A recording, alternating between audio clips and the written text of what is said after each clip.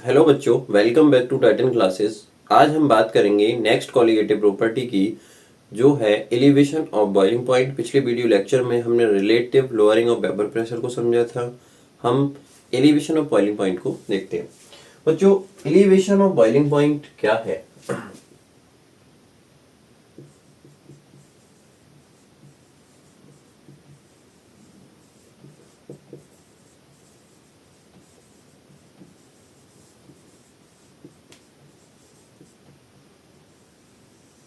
Elevation of boiling point, क्वथनांक का उन्नयन।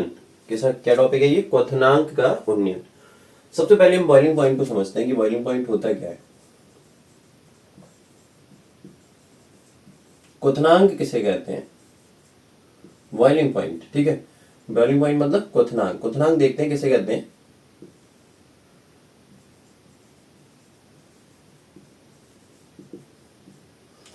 देखिए बच्चों, क्वथनांक का मतलब ये होता है कि किसी टेम्परेचर पर कोई लिक्विड जब बॉईल होने लगता है तो उसी टेम्परेचर को उसका बॉइलिंग पॉइंट कहते हैं। हमने 9th स्टैंडर्ड के अकॉर्डिंग हमने इस डेफिनेशन को ही समझा था, लेकिन अब हम जो डेफिनेशन समझेंगे बॉइलिंग पॉइंट की, वो होगी वेपर प्रेशर से रिलेटेड, वायुमंडल दाब से संबंधित। तो देखिए बच्चों, क्या है डेफिनेशन कि क्वथनांक किसे कहते हैं? वह टेम्परेचर जिस पर किसी लिक्विड का वेपर प्रेशर किसी लिक्विड का वेपर प्रेशर एक वायुमंडलीय दाब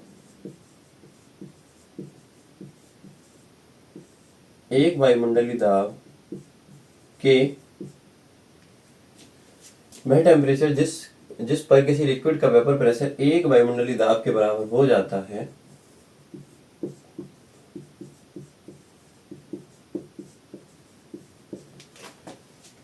एक वायुमंडलीय दाब या 1 atm के बराबर हो जाता है, लिक्विड का बॉइलिंग पॉइंट कहलाता है।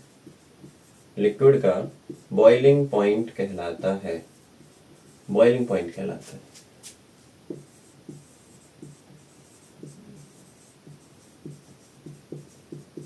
लिक्विड का बॉइलिंग पॉइंट कहलाता है। बच्चों, वह टेम्परेचर जिस टेम्परेचर पर किसी लिक्विड का वेपर प्रेशर एक वायुमंडल दाब के बराबर हो जाता है, उसे हम लिक्विड का बॉइलिंग पॉइंट कहते हैं। तो सबसे पहले हम वेपर प्रेशर के बारे में देखते हैं। हमने अभी पहले वेपर प्रेशर को समझा था। मान लीजिए हमारे पास कोई लिक्विड है, ये कंटेनर है, इसमें हमने लिक्विड लिया, कोई भी सॉल्वेंट ले लिया। लेने के बाद जब हमने उसको गर्म करने स्टार्ट किया तो क्या होगा? इस कंडीशन में ऐसे वेपर बनेगी, और अगर हम इस वेपर को किसी ऊपरी सरफेस से रोक लें तो वेपर टकरा के पुनः किस में आएगी? लिक्विड में, और लिक्विड की सरफेस पे क्या लगाएगी? दाब लगाएगी, जिसे हम कहेंगे वेपर प्रेशर। लेकिन हाँ, यहाँ पर जो स्टेट के लिए जो कंडीशन होनी चाहिए वो कि इक्विलिब्रियम में होना चाहिए। इक्विलिब्रियम में ऐसा होना चाहिए, ठीक है। वेपर बनेगी और वापस वही दाब लगाएगी लिक्विड की सरफेस पे, उसे हम वेपर प्रेशर कहेंगे। अब ये लिक्विड है, इस लिक्विड की वेपर जो बन रही है वो क्या होगा? मान लिया हमने इसमें जो वेपर क्रिएट हो रही है, उसका जो प्रेशर लग रहा है, उसको हमने मान लिया P0, शुद्ध अवस्था में विलायक का वाष्प दाब P0। वहीं हमने अनदर कंटेनर लिया और उसके अंदर सेम क्वांटिटी में सेम सॉल्वेंट लिया, लेकिन अब इस सॉल्वेंट के अंदर कोई हमने अवाष्पशीय पदार्थ घोल दिया, नॉन वोलेटाइल सॉल्यूट हमने इसमें मिक्स कर दिया। ये सॉल्वेंट था, ये सॉल्यूशन है। तो क्या होगा? यहां पर सरफेस कम क्रिएट होगी, इसकी सरफेस पर वेपर जो होगी वो कम क्रिएट होगी। क्यों? क्योंकि जो हमने सॉल्यूट घोला है वो अवाष्पशील है और वो भाप बनने नहीं देगा, वो वेपर नहीं बनने देगा। तो कम क्रिएट होगी वेपर, जिसके कारण इसका वाष्प दाब भी कम हो जाएगा। और वाष्प दाब में कितनी कमी आती है उसको हम निकाल रहे थे लोअरिंग ऑफ वेपर प्रेशर से, जो कि था P0 - PS। पिछले वीडियो में हमने देखा था। तो ये विलयन का वाष्प दाब, ये विलायक का वाष्प दाब, यहाँ पर वाष्प दाब ज्यादा होगा, यहाँ पर वाष्प दाब कम होगा। अब वाष्प दाब को 1 एटीएम के बराबर पहुंचाने के लिए टेम्परेचर कहाँ ज्यादा देना होगा, हमें कहाँ टेम्परेचर ज्यादा देना होगा? यहाँ पे वेपर प्रेशर कम है और इसको हमें 1 एटीएम, जैसे सपोज दैट हम मानते हैं ये 1 एटीएम का बैरियर है और इसके अंदर जो वेपर प्रेशर निकल के आया है वो 1 एटीएम से थोड़ा सा कम है, जैसे हमने मान लिया 0.8 एटीएम, ठीक है, ये 0.8 एटीएम है, ये पी नॉट है और ये क्या है, विलयन है ना। विलयन का जो वाष्प दाब है, विलयन का जो वाष्प दाब है वो शुद्ध विलायक के वाष्प दाब से कम होगा, अर्थात 0.6 एटीएम मान लेते हैं हम इसको, सपोज दैट ये 0.6 एटीएम है पीएस शुद्ध विलयन का वाष्प दाब, ये वो विलायक का वाष्प दाब था। तो बेटा यहाँ पर क्या होगा, इसको यहाँ तक पहुंचाने के लिए 1 एटीएम तक पहुंचाने के लिए हमें ज्यादा टेम्परेचर देना होगा। इसको 1 एटीएम तक पहुंचे, ये जल्दी 1 एटीएम तक पहुंच जाएगा। इसको 1 एटीएम तक पहुंचाने के लिए हमें ज्यादा टेम्परेचर देना होगा, जिसके कारण हमारा बॉइलिंग पॉइंट का मान बढ़ेगा। टेम्परेचर बढ़ेगा तो बॉइलिंग पॉइंट बढ़ जाएगा। अगर बात करें इन दोनों में वेपर प्रेशर की, तो वेपर प्रेशर विलायक का ज्यादा होगा, विलयन का कम होगा। लेकिन विलायक का वेपर प्रेशर ज्यादा है, जिसके कारण वो 1 एटीएम तक जल्दी पहुंच जाएगा, अर्थात कम टेम्परेचर पर ऐसा हो सकता है। लेकिन इसका वेपर प्रेशर जो कम है, उसे वेपर प्रेशर जो कम है उसको 1 एटीएम तक पहुंचाने के लिए क्या करना होगा, ज्यादा टेम्परेचर देना होगा, जिसके कारण क्या होगा, इस विलयन का वाष्प दाब, विलयन का बॉइलिंग पॉइंट बढ़ेगा, बॉइलिंग पॉइंट इसका बढ़ जाएगा। तो एलिवेशन ऑफ बॉइलिंग पॉइंट का मतलब क्या है कि जब किसी, सुनना मेरी बात ध्यान से, जब किसी सॉल्वेंट में नॉन वोलेटाइल सॉल्यूट को घोला जाता है तब क्या होता है, उसकी वाष्प दाब में कमी आ जाती है। पिछली कोलिगेटिव प्रॉपर्टी की बात कर रहे हैं। वाष्प दाब में क्या आ जाती है, कमी आ जाती है। वाष्प दाब में जो कमी आती है उसके कारण उसको 1 एटीएम तक पहुंचाने के लिए, उसका वायुमंडल दाब 1 एटीएम तक पहुंचाने के लिए विलयन के लिए बहुत ज्यादा टेम्परेचर देना पड़ता है, जिसके कारण क्या होता है, उसका बॉइलिंग पॉइंट बढ़ जाता है। तो बॉइलिंग पॉइंट में हुई वृद्धि ही एलिवेशन ऑफ बॉइलिंग पॉइंट कहलाती है। इसको कैसे निकालते हैं हम, देखिए, मान लिया विलयन के बॉइलिंग पॉइंट को हमने विलयन के बॉइलिंग पॉइंट को हमने मान लिया T2, क्या माना, T2 टेम्परेचर 2, और इसके बॉइलिंग पॉइंट को मान लिया टेम्परेचर 1। ठीक, तो क्या होगा, एलिवेशन ऑफ बॉइलिंग पॉइंट जो होगा, एलिवेशन ऑफ बॉइलिंग पॉइंट जो होगा, मैं यहां पे लिख दे रहा हूं, ये है सॉल्वेंट का और वो सॉल्यूशन का बॉइलिंग पॉइंट माना।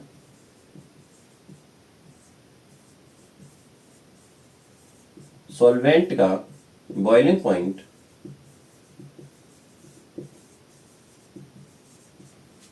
माना, सॉल्वेंट का बॉइलिंग पॉइंट T1 तथा सॉल्यूशन का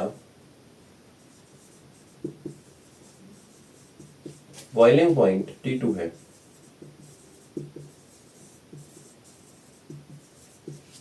सॉल्यूशन का बॉइलिंग पॉइंट T2 है।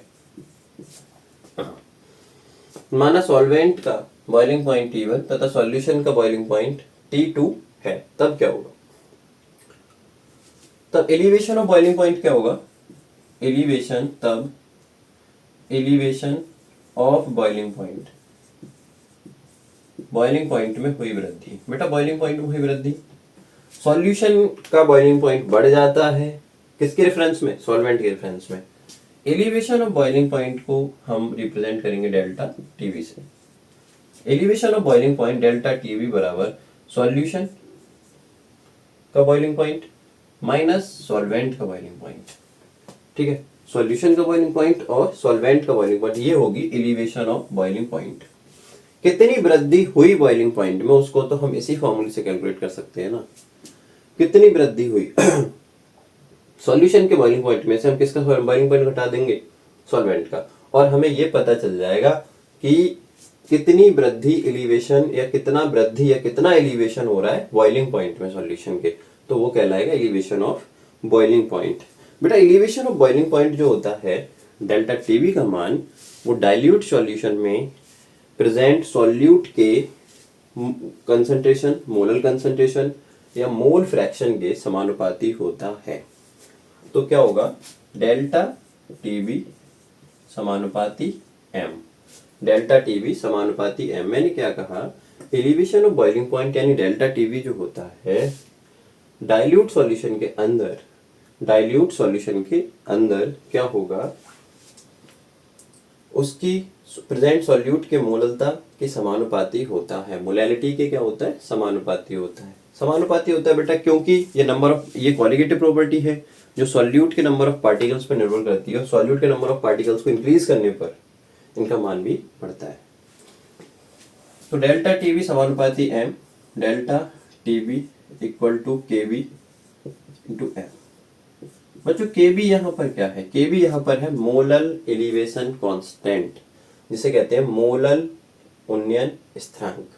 ठीक है, प्रोपोर्शनल साइन हटाने के लिए लिया है और प्रत्येक सॉल्वेंट के लिए इसकी वैल्यू निश्चित होती है, अलग अलग होती है, क्वेश्चन में दे भी रखी होती है। अब हम जानते हैं कि मोलैलिटी इक्वल टू क्या होता है, हम जानते हैं मोलैलिटी, मोलैलिटी इक्वल टू क्या होता है, मोलैलिटी इक्वल टू होता है W/M इंटू कैपिटल W। ग्राम में है तो ऊपर 1000, ये होती है मोलैलिटी।